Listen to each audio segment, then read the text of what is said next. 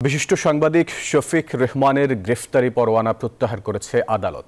সাবেক প্রধানমন্ত্রী শেখ হাসিনার ছেলে সজীব ওয়াজেদ জয়কে অপহরণ ও হত্যা চেষ্টায় দায়ের করা মামলায় শফিক রেহমানকে 7 বছরের কারাদণ্ড দেওয়া হয়েছিল।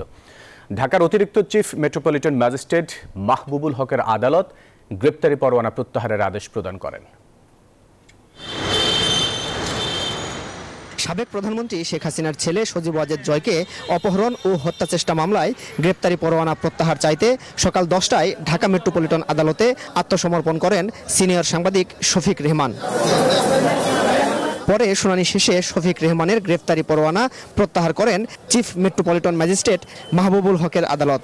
আজ 7 বছর একটা মিথ্যা মামলায় সাজাপ্রাপ্ত হয়েছেন।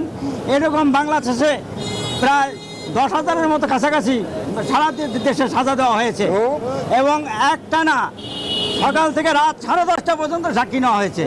দুর্ভাগ্য, অনেক চুরি ডাকাতি খুনের মামলা স্পষ্ট করে নাই। বিশ্বমানের থার্মিক্স রড, সালাম স্টিল থার্মিক্স, দেশের একমাত্র থার্মিক্স রড।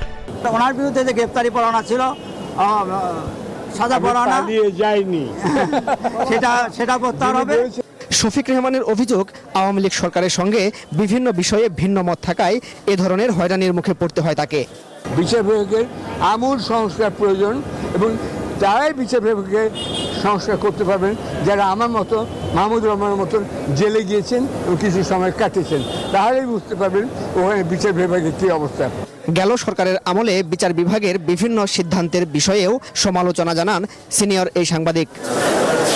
মাসুদ সুমন, নিউজ 24, ঢাকা।